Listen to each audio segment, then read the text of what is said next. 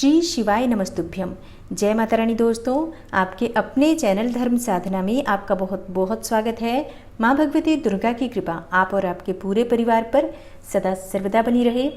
दोस्तों, आज की वीडियो में मैं आपसे बात करने वाली हूँ सावन मास के जो सोमवार के व्रत किए हैं आपने, उनका उद्यापन कैसे करना है, कब करना चाहिए, उद्यापन सुबह करें या शाम को करें, व्रत के उद्यापन में किन चीज़ों का दान करना चाहिए, और सावन का अंतिम सोमवार है तो भगवान भोलेनाथ की पूजा किस प्रकार से करें, कौन सी वस्तु उन्हें अर्पित करें जिससे कि इस व्रत का संपूर्ण फल आपको प्राप्त हो और जिस भी मनोकामना से आपने सोमवार के व्रत धारण किए थे वो आपकी मनोकामना पूर्ण हो, इसके लिए आज विशेष क्या करना चाहिए।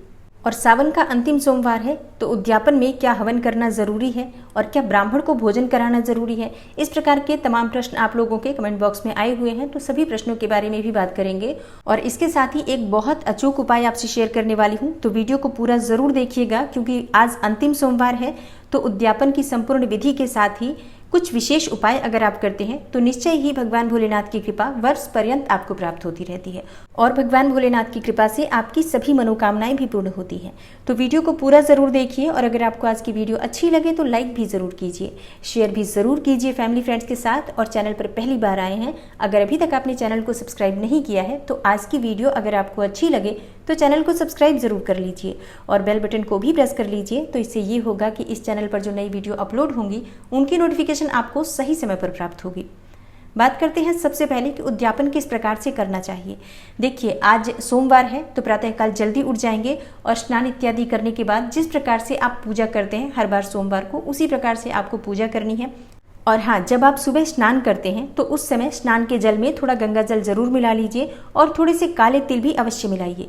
इस प्रकार से काले तिल और गंगा जल मिश्रित जल से स्नान करने से सभी प्रकार के पाप कर्मों से मुक्ति मिल जाती है। और आज का दिन बहुत पवित्र भी है, पुत्रदा एकादशी के साथ सावन सोमवार का दुर्लभ संयोग आपको प्राप्त हो रहा है, तो व्रत का भी आपको पूर्ण फल प्राप्त होगा और उद्यापन का भी संपूर्ण फल आपको प्राप्त होगा।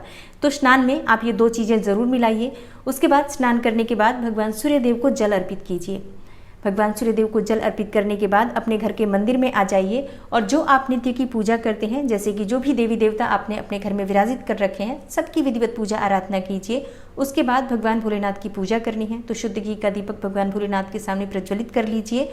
और उसके बाद भगवान शिव का अगर आपके पास विग्रह है, जैसे कि अगर आपके पास शिवलिंग है या शिव जी की कोई मूर्ति है, तो आप उनका अभिषेक कर सकते हैं। और अगर आप चाहें तो मंदिर जाकर, शिवालय जाकर विधिवत भगवान की पूजा आराधना कर सकते हैं। देखिए, अगर आप हर सोमवार को मंदिर जाते हैं तब तो बहुत अच्छी बात है, आज भी आप मंदिर जाकर पूजा कीजिए। लेकिन अगर आप किसी भी सोमवार को मंदिर नहीं जा पाए हैं, आपके घर से बहुत दूर रहा है मंदिर और आप जाने में असमर्थ रहे हैं, तो प्रयास कीजिए कम से कम आज आप मंदिर जाकर भगवान शिव की विधिवत पूजा आराधना कर पाएं। लेकिन अगर बिल्कुल भी मंदिर जाना संभव ना हो तब भी परेशान होने की आवश्यकता नहीं है। घर में ही आप अगर शिवलिंग है तो उनकी विधिवत पूजा कर सकते हैं। शिवलिंग नहीं है तो आप चाहे तो मिट्टी का शिवलिंग बना सकते हैं, और मिट्टी का शिवलिंग भी नहीं बनाना चाहते हैं तो जो भी आपके पास मूर्ति है या तस्वीर है, फोटो है, आप उसकी विधिवत पूजा आराधना कर सकते हैं। लेकिन शिवलिंग होता है तो ये हमें लाभ प्राप्त होता है कि हम उनका अभिषेक कर पाते हैं विधिवत, और भगवान शिव की पूजा में अभिषेक सबसे ज्यादा महत्वपूर्ण होता है।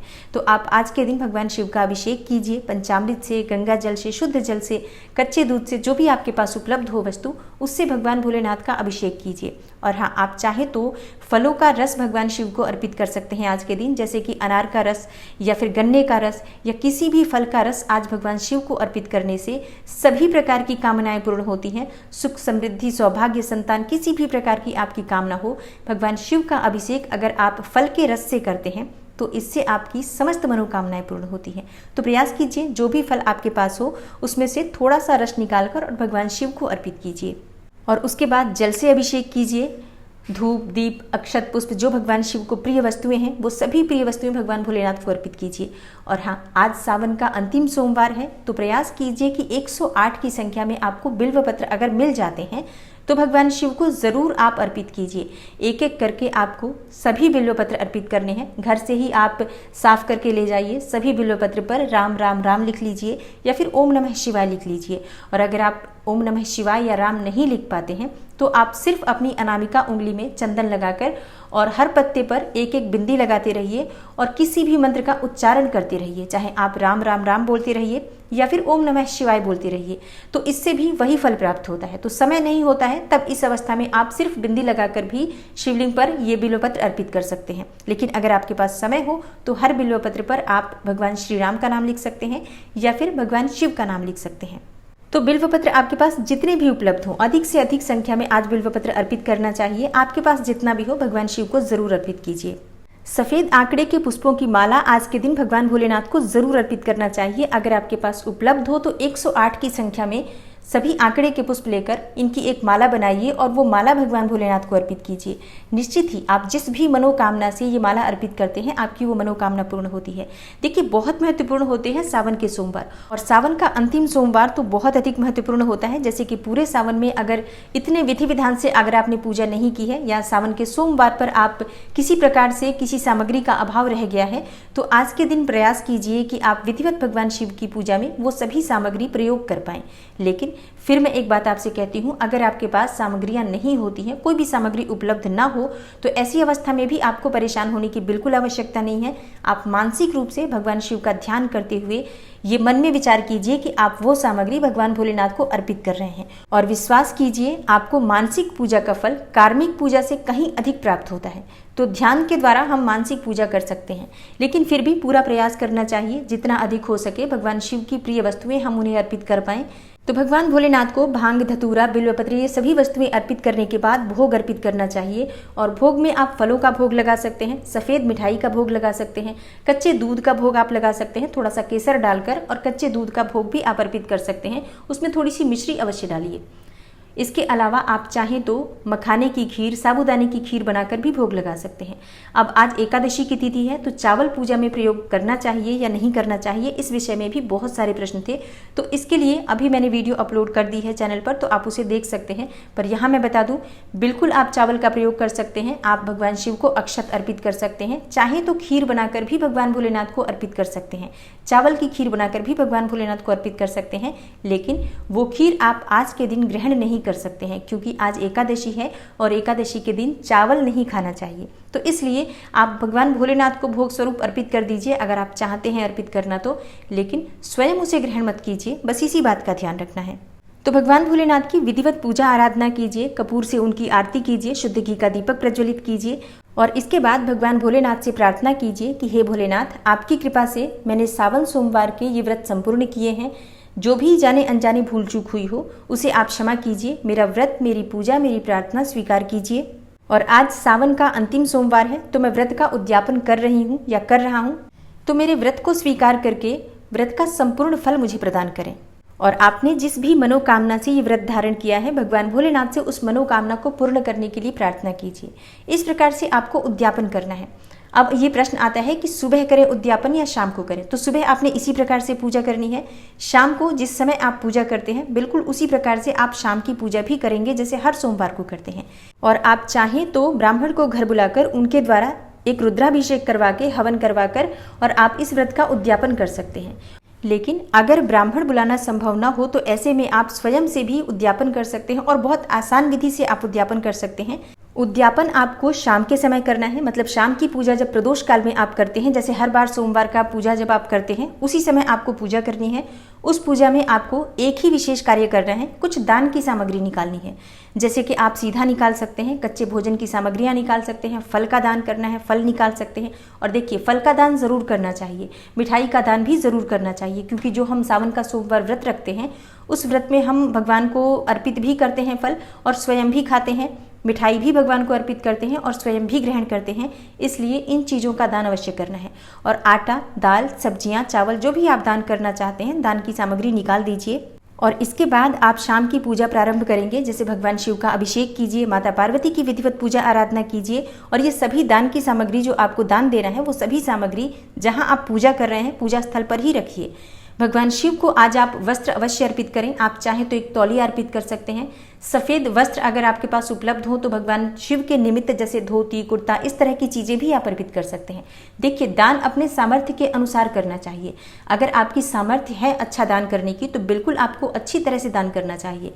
लेकिन अगर आपके पास इतना सामर्थ्य नहीं है कि आप बहुत सारी चीज़ें दान कर सकते हैं, तो ऐसे में आप एक तौलिया, एक गमछा भी भगवान शिव के निमित्त अर्पित कर सकते हैं। और माता पार्वती को सुहाग की सामग्री आपको अर्पित करना चाहिए। वस्त्र भी अवश्य अर्पित करना चाहिए। अगर आप साड़ी का दान करना चाहते हैं या फिर सूट का दान करना चाहते हैं तो माता पार्वती को अर्पित कीजिए। और यही चीज़ें फिर आपको दान करनी होती हैं, किसी ब्राह्मण और ब्राह्मणी को ये चीज़ें दान करनी है।